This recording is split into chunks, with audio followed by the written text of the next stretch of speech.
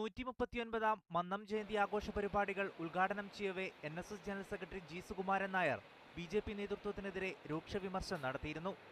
ഈ സാഹചര്യത്തിൽ NSSുമായി അനുനയമുണ്ടാക്കുന്നതിന്റെ ഭാഗമായാണ് BJP സംസ്ഥാന പ്രസിഡന്റ് കുമ്മനം രാജശേഖരൻ NSS ആസ്ഥാനത്തെത്തി പുഷ്പാർച്ചന നടത്തിയത്.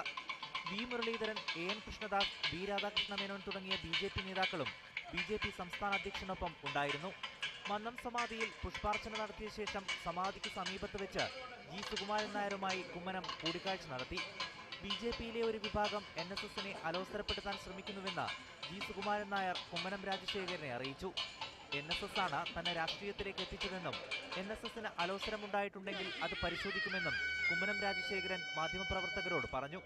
ഞങ്ങൾ തമ്മിൽ വളരെ ഹൃദയബന്ധം അന്നുമുണ്ട് ഇന്നുമുണ്ട്. ജനറൽ സെക്രട്ടറി സ്ഥാനത്തോട് എനിക്ക് എന്നും ആദരവും ബഹുമാനമാണ് ഉള്ളത്. അത് തുടരുക തന്നെ ചെയ്യും. എന്തെങ്കിലും പ്രശ്നങ്ങളുണ്ടെങ്കിൽ സംസാരിക്കാവുന്നതിനുള്ള ചർച്ച ചെയ്യുന്നത് ഞങ്ങൾ ചർച്ച ചെയ്തോളാം. 25 മിനിറ്റോളം NSS ആസ്ഥാനത്ത് ചെലവഴിച്ച ശേഷമാണ് കുമ്മനം മടങ്ങിയത്. മീഡിയ 1 കോട്ടയം.